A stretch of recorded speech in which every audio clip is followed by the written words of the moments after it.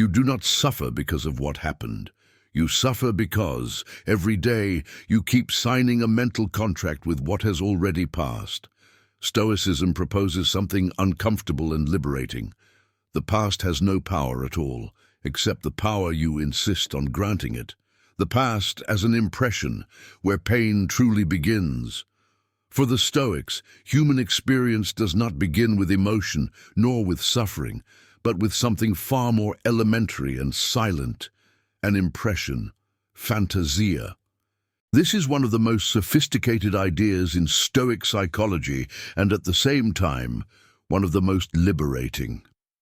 When an event occurs, a loss, a betrayal, a failure, a humiliation, it strikes the senses and automatically generates a mental representation.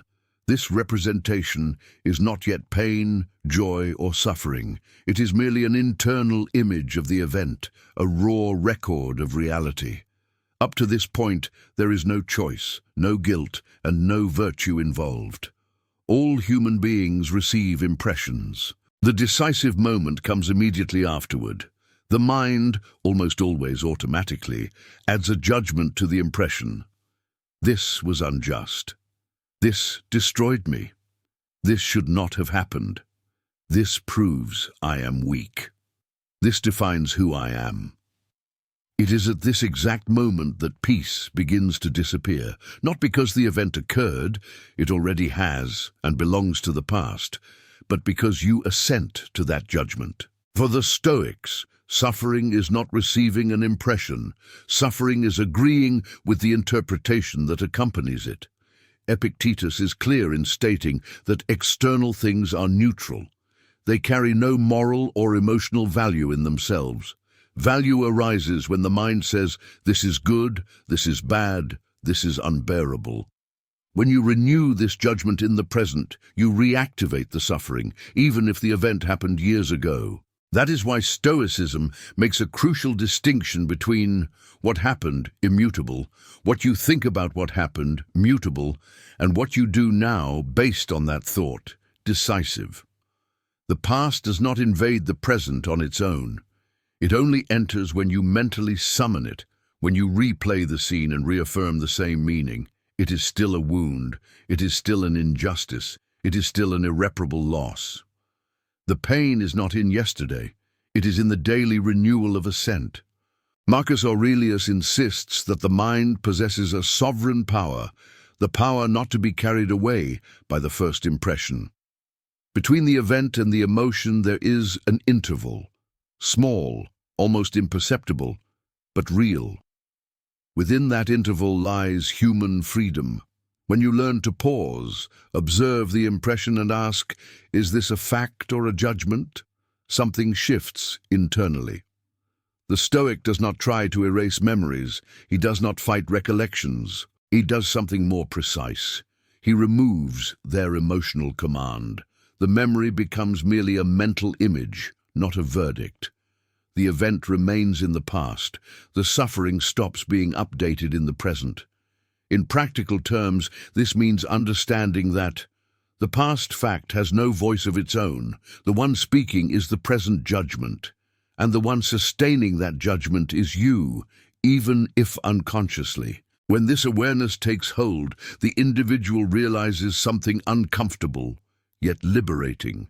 Suffering is not an inevitable inheritance from the past, but an interpretive habit of the present.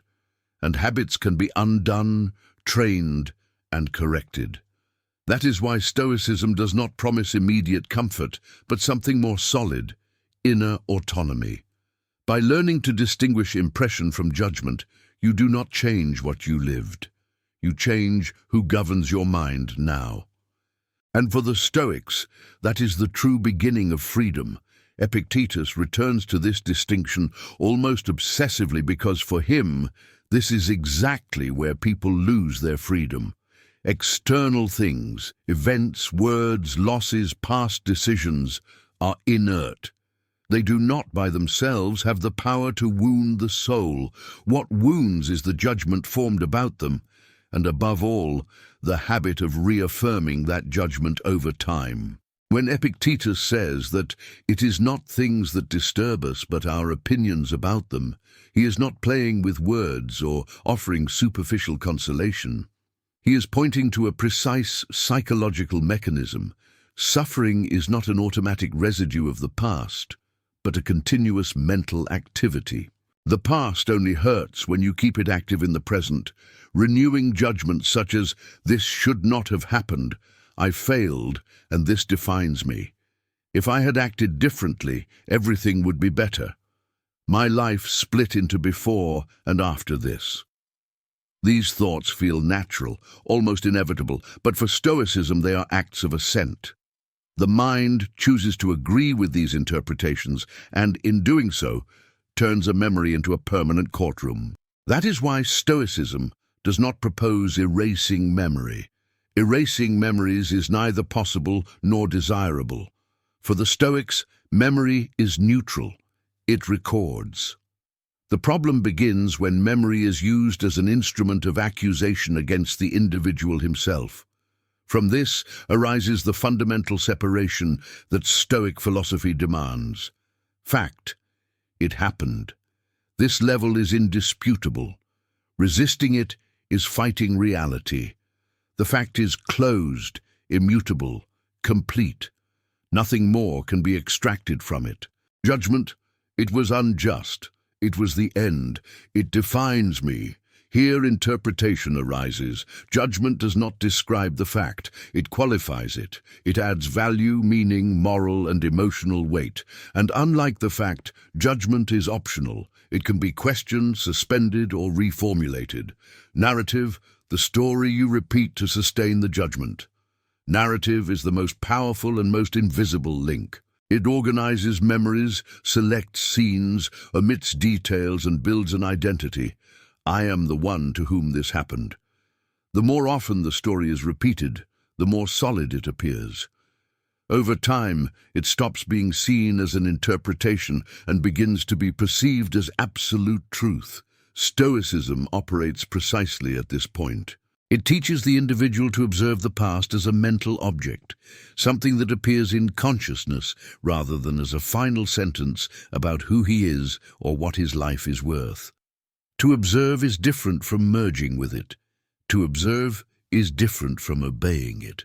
Marcus Aurelius writes that the mind has the power to withdraw, not to be dragged along by the initial representation.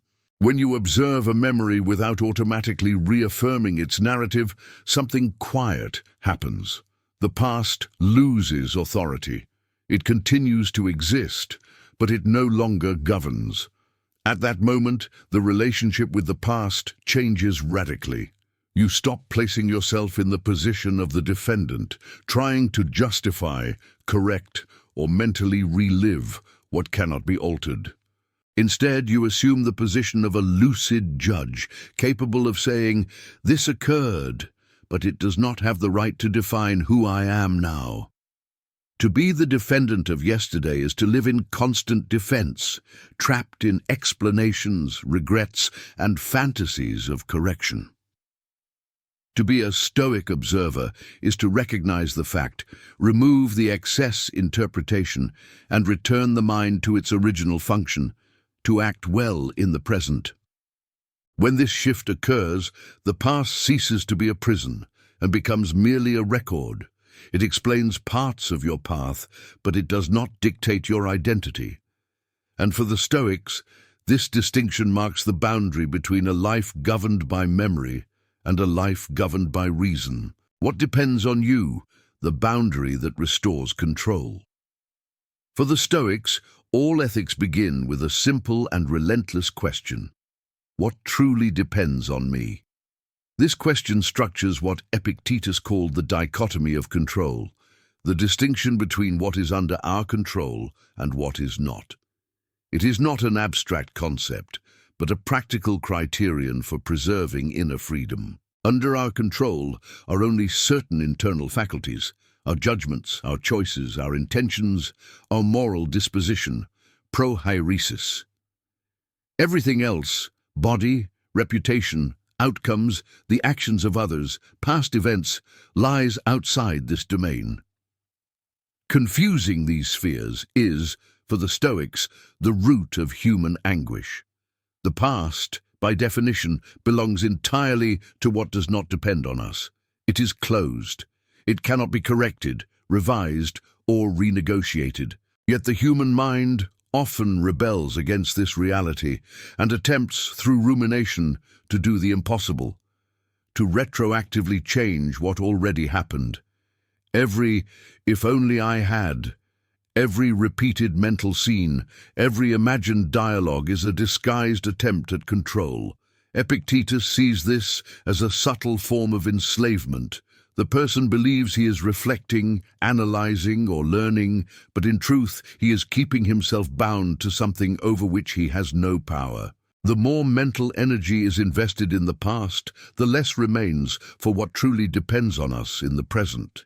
Inner freedom dissolves not because of external forces, but because of a misdirected choice. Rumination is especially deceptive because it presents itself as responsibility or self-awareness. From the Stoic perspective, however, it is a refusal to accept the limits of one's own agency.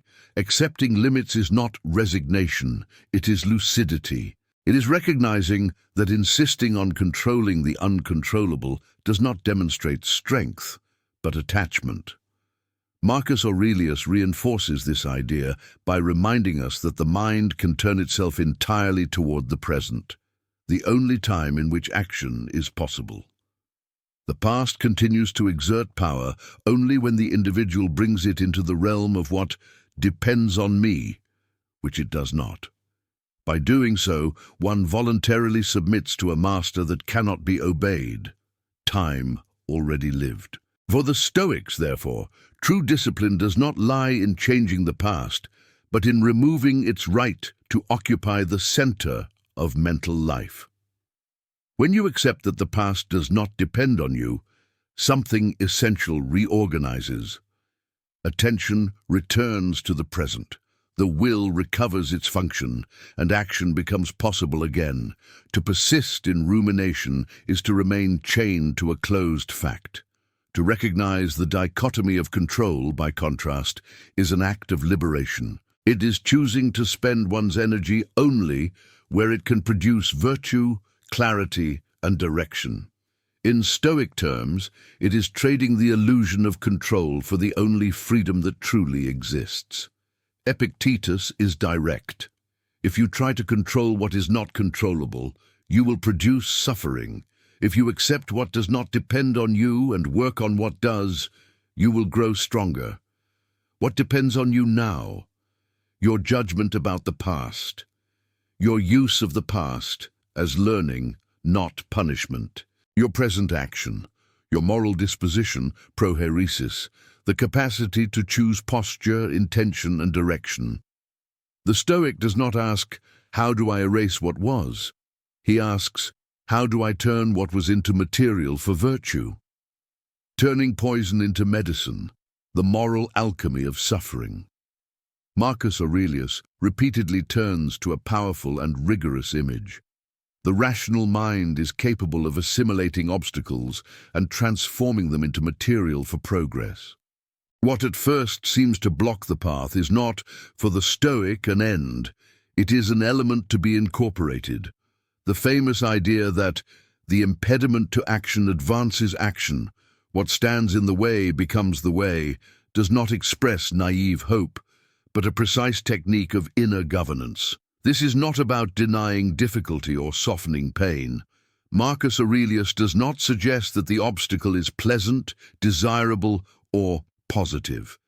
He fully acknowledges the weight of losses, failures, limitations, and injustices. The difference lies in where meaning is produced. Stoicism asserts that the meaning of an event does not lie in the event itself, but in the use the mind makes of it. This is the so-called discipline of interpretation, discipline of assent. Faced with an adverse event, the mind has two options: to react automatically, interpreting it as definitive harm, or to exercise reason, reinterpreting it as material for moral training. The obstacle ceases to be seen merely as what prevents and becomes what demands a specific virtue. A failure may demand humility and perseverance. An injustice may demand firmness and inner justice. A loss may demand temperance and clarity. In this sense, the obstacle becomes the path because it reveals exactly which virtue must be practiced now. Life does not present random challenges. It presents situations that test the solidity of character. For Marcus Aurelius, the trained mind does not ask, "Why did this happen to me?" but rather, "What does this situation ask of me as a rational being?" Calling this optimism would be a mistake. Optimism attempts to soften reality in order to reduce emotional discomfort. Stoic discipline does the opposite. It faces reality without anesthesia, but refuses to surrender the sovereignty of the mind to circumstances. There is no denial of suffering. There is a reorganization of the response. This approach requires constant training. By habit, the mind interprets obstacles as threats to identity, security, or personal worth. Marcus Aurelius insists that this reaction is not inevitable, only conditioned. By developing the discipline of interpretation, the individual learns to suspend immediate judgment and to reformulate the situation in terms of possible action. When this happens, something decisive changes. The obstacle ceases to be a sign of defeat and becomes an invitation to practical excellence, not because the situation is good, but because the mind is capable of acting well in any situation. The focus shifts from external outcomes to the quality of the internal response. Thus, transforming obstacles into fuel is not an exercise in positive thinking, but an act of philosophical rigor. It is the direct application of Stoic ethics, using everything that happens, including what hurts, as an opportunity to strengthen reason, autonomy, and character. In this sense, for Marcus Aurelius, the path does not exist despite obstacles, but through them. For Seneca, adversity occupies a central place in the formation of character, but never as something desirable in itself. He is careful not to confuse philosophy with a cult of suffering. Pain is not good, not noble, not redemptive by nature. What can be noble is the way the individual responds to it. This distinction is essential to understanding Seneca's Stoicism. Seneca compares life to rigorous training in which virtue does not develop through continuous comfort, but through conscious resistance. Just as the body strengthens only when it encounters weight and tension, character consolidates only when it is tested. Adversity in this context is neither reward nor punishment. It is a field of moral exercise. He observes that an overly protected life produces inner fragility. Those who have never faced loss, frustration, or setback become incapable of maintaining balance when the inevitable occurs. For this reason, Seneca states that adverse fortune reveals who we truly are. It does not create virtues from nothing, but exposes and refines those already forming. Firmness, constantia, arises when the individual learns not to be broken by what cannot be avoided. This is not emotional hardening, but inner stability. The firm person feels pain, recognizes its impact, but does not become disorganized or lost within it. Temperance, temperantia, enters when the mind resists excess, whether excess despair or excess resentment. For Seneca, suffering without measure is as harmful as seeking pleasure without limit. Temperance regulates emotional response, preventing a painful past from becoming a fixed identity or a permanent narrative of victimhood. Justice, iustitia, in turn, manifests when the individual refuses to allow pain to make him unjust toward himself or others. Seneca warns that many people, after suffering, begin to justify cruel, vengeful, or self-destructive behavior. Moral training consists precisely in not allowing suffered evil to produce more evil. At this point, the painful past ceases to be merely a memory and becomes ethical raw material. The event does not change. The suffering is not erased, but the meaning attributed to it shifts. What once seemed only loss comes to be seen as an element that strengthened the capacity to endure, discern, and act with dignity. Seneca insists that true failure does not lie in suffering, but in extracting nothing from suffering. When adversity passes through a person's life without producing learning, clarity, or moral strengthening, it becomes mere wear. When used with reason, it becomes a resource. Thus, for Seneca, the painful past does not define the value of life, but provides the material with which character can be shaped. Pain is not exalted, it is used, and it is this conscious use that transforms the weight of experience into inner solidity. Here lies the sophisticated point. Stoicism does not romanticize trauma. It rejects the idea that trauma is identity. You do not need to say, "It was good." It is enough to say, "It was real, it was difficult, and now I choose what I will do with it." A useful Stoic practice. Name the fact plainly. I lost. I was betrayed. I failed. Identify the judgment. This ruined me. Rewrite it in terms of control. I cannot change it. I can learn and act. Convert it into practical virtue.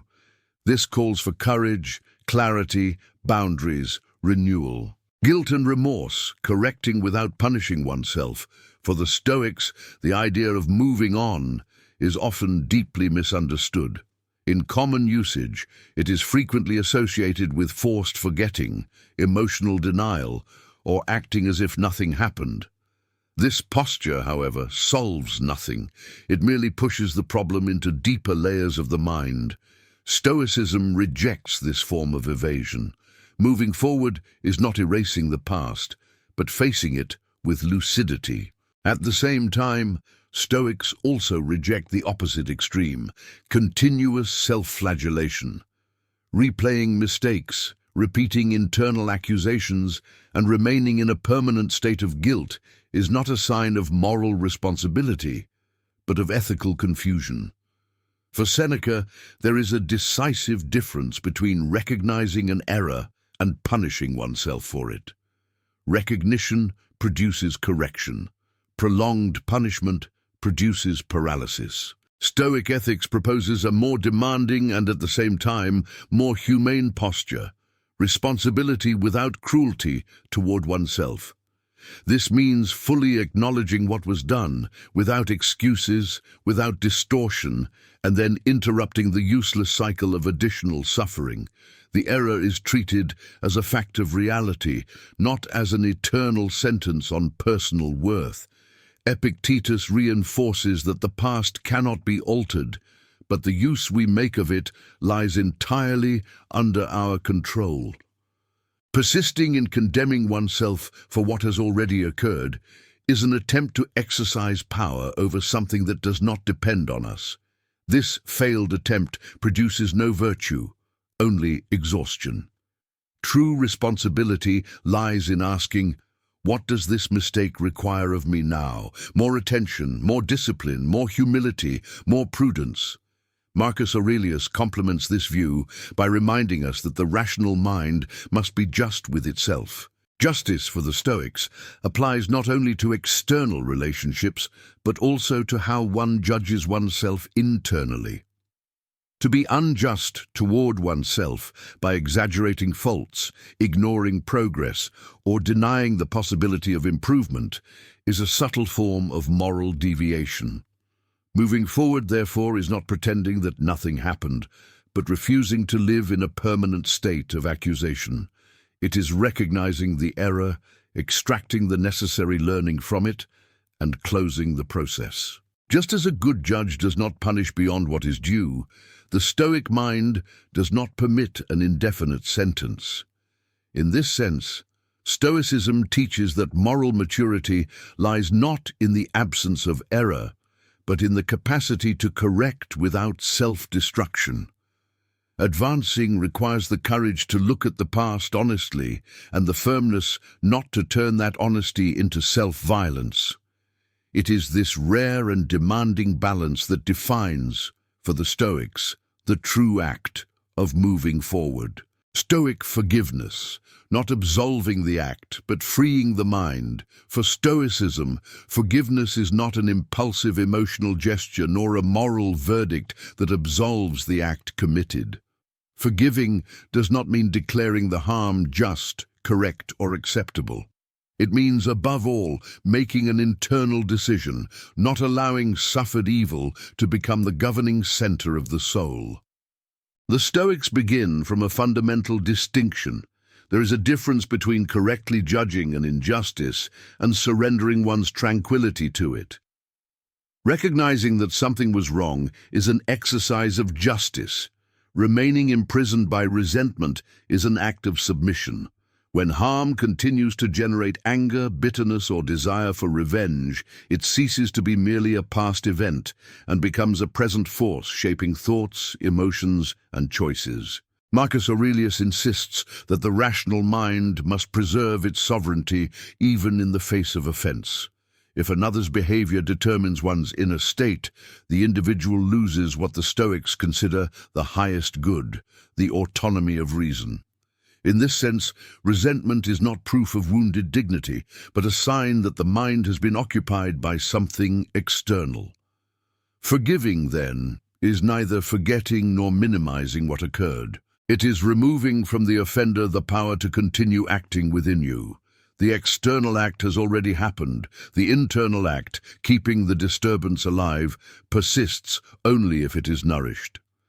Epictetus makes it clear that no one can harm the soul without our assent.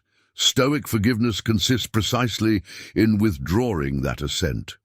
Seneca adds that prolonged resentment is a form of self-imposed punishment.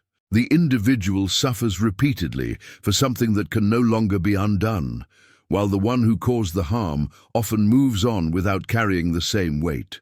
Thus, the absence of forgiveness does not preserve justice. It extends injustice, now directed toward the one who suffered. It is important to note that Stoic forgiveness does not eliminate the need for boundaries. One may forgive and still step away. One may forgive and still demand responsibility or reparation when appropriate. What is refused is not external justice but internal enslavement. Forgiveness takes place within the mind, not necessarily within continued coexistence. In Stoic terms, to forgive is an act of strength, not of concession. It is the affirmation that one's own soul will not be shaped by another's error. The harm is acknowledged, but it is not authorized to define the inner state. Thus, the individual ceases to be governed by the past and recovers self-mastery, which for the Stoics is the only legitimate form of victory. Marcus Aurelius writes about human fallibility. People act out of ignorance, confusion, and impulse. This does not justify their actions, but it explains them. Explanation restores something essential: realism. Realism weakens resentment, because resentment depends on the fantasy that the world should obey one's personal script. Hierocles offers a particularly refined contribution to Stoic ethics by introducing the idea of the circles of belonging, oikiosis expanded. For him, the way we judge others is directly linked to the breadth of our field of identification. The narrower this field, the more personal and absolute offenses appear. The broader it becomes, the more others' behaviors are understood within a larger human context, imperfect, limited, and fallible. Hierocles describes moral life as a series of concentric circles. At the center is the individual. Around it are family, community, city, and humanity as a whole. The ethical exercise consists in mentally drawing the outer circles closer to the center, recognizing others as similar in nature, even if different in conduct. This movement does not eliminate the other's error, but it relativizes its psychological weight. When an offense is viewed only from the innermost circle, "This was done to me," it tends to become absolute, personal, and totalizing. Resentment grows because the other is perceived as a moral exception, someone who chose evil in a singular and unforgivable way. By expanding perspective, the individual begins to see the offender as a human being operating under the same limits that affect the entire species: ignorance, impulsiveness, fear, conditioning, confusion of values. This shift in perspective is decisive. Forgiveness ceases to be interpreted as a magnanimous, almost heroic gesture performed for the benefit of the other. It comes to be understood as a form of healthy mental organization. Not forgiving, from this standpoint, is keeping the mind occupied with unrealistic expectations of human perfection. Marcus Aurelius reinforces this point by reminding us that upon waking, we should prepare ourselves to encounter difficult, unjust, and ungrateful people, not because this is desirable, but because it is predictable. Predictability reduces moral shock. When error is expected as part of the human condition, it loses the power to wound disproportionately. Thus, in the Stoic sense, forgiveness ceases to be a favor granted and becomes mental hygiene. Just as the body must eliminate waste in order not to become ill, the mind must rid itself of resentment in order not to become intoxicated. Prolonged resentment does not correct the other. It merely keeps the individual trapped in a corrosive emotional state. To forgive, in this context, is to align one's perception of reality with what it truly is: a community of imperfect beings trying to act with greater or lesser clarity.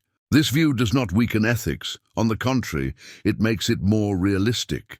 The individual continues to uphold boundaries, justice, and integrity, but stops demanding from human beings what they are not yet capable of offering consistently. By adopting this broadened perspective proposed by Hierocles, forgiveness becomes less an emotional act and more a rational decision for inner preservation. It is not indulgence toward error. It is lucidity in the face of the human condition. The Stoic forgives so as not to carry chains. You may maintain boundaries, you may sever ties, you may demand reparation, but you do not need to feed the aggressor inside your own mind. Amor fati and time, the art of accepting without surrendering, amor fati, love of fate, is often misunderstood. It does not mean liking everything. It means accepting that reality has already occurred and that fighting against accomplished facts is a waste of life. Marcus Aurelius returns repeatedly to the idea of impermanence as a direct antidote to psychological attachment to the past. For him, nothing in the universe remains fixed. Bodies, positions, relationships, emotions, reputations, and even the identities we build about ourselves are in constant transformation. Ignoring this dynamic is to enter into conflict with the very structure of reality. When Marcus Aurelius states, implicitly, that even one's current version of oneself is transient, he dismantles one of the most persistent illusions of the human mind: the belief that there is a static self that was wounded in the past and must be defended indefinitely. Stoicism reminds us that this self no longer exists in the same way. The person who suffered, failed, or lost something is not identical to the one thinking about it now. The past, in itself, has no physical weight and no power of traction. It drags no one. It becomes an anchor only when the individual clings to it through identification. When you say, "This is who I am, this defines my life, my story ended there," you turn a transient event into a permanent mental structure. The anchor is not on the seabed. It is in the hand that refuses to let go. Marcus Aurelius observes that prolonged suffering arises from resistance to change. The mind wants to fix meanings, freeze narratives, preserve older versions of itself because change creates insecurity.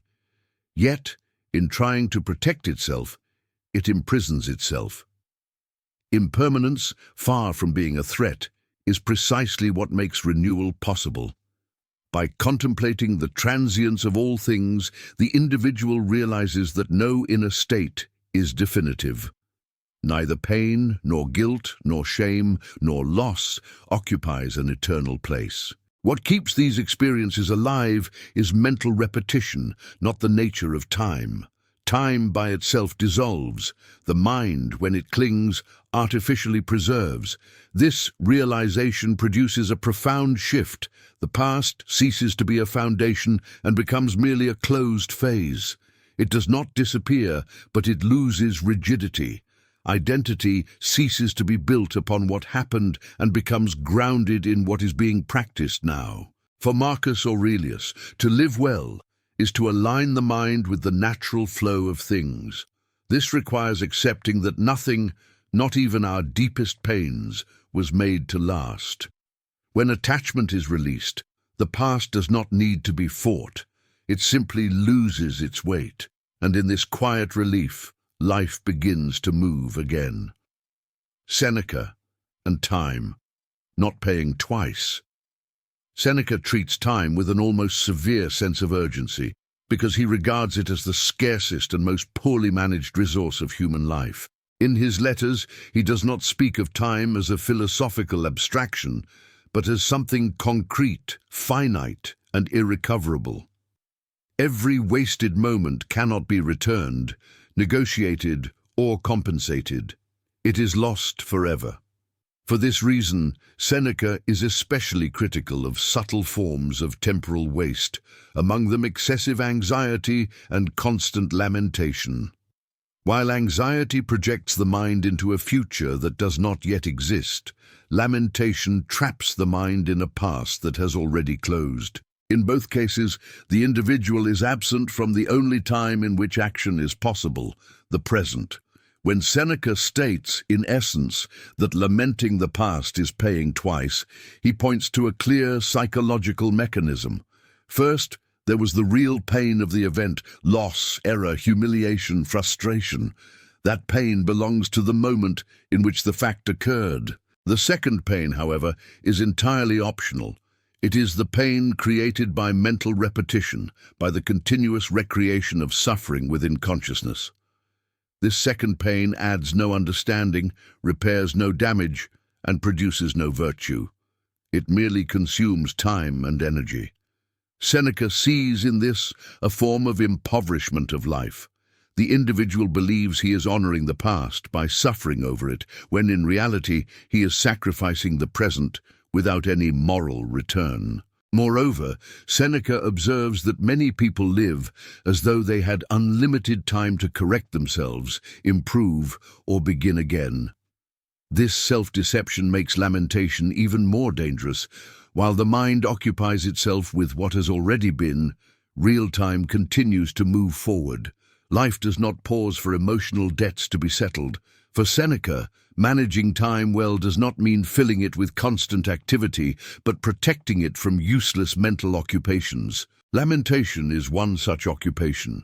It steals the present under the appearance of emotional depth, when in truth it is merely sterile repetition. The Stoic alternative is clear. Recognize past pain, extract from it the necessary learning, and then close the process. Remaining trapped in lamentation is not a sign of heightened sensitivity, but of lack of direction. The wise mind respects time precisely because it does not waste it reliving what has already fulfilled its role. Thus, for Seneca, to live well is to learn not to pay twice. The pain that has already occurred belongs to the past. The life that can still be lived demands presence, action, and lucidity now. Active Stoic acceptance. Stoic acceptance is active. I accept that it happened. I use what remains. I do the best possible good. I do not bargain my dignity with nostalgia or resentment. The Stoic method of beginning again, daily discipline for moving forward. For the Stoic, moving forward is not an emotional event. It is a protocol for living. Here is a method inspired by Stoic practices. 1. Morning review, premeditation. Begin the day by remembering, today I may be provoked by memories, triggers, injustices. This reduces surprise and reactivity. 2. The rule of judgment. When the past arises, ask the Stoic questions. Is this a fact or an interpretation? Does this depend on me now? 3. Micro-action of virtue. Choose a minimal action that represents renewal. An apology, a clearly stated boundary, a long-delayed task. Care for the body, study or practice. The mind needs practical proof that you are in command. 4. Evening review. Seneca. Seneca describes the examination of conscience. Review the day, correct what failed, acknowledge what was done well, adjust direction, not to humiliate yourself, but to train. 5. Identity as a project. You are not your story. You are your character under construction. Each day you reinforce one of two paths. I am what happened to me, or I am what I choose to practice. Stoicism does not promise to erase scars. It promises something rarer, the recovery of authorship over one's own mind. The past is a chapter. It may explain parts of you, but it has no right to command your next paragraph.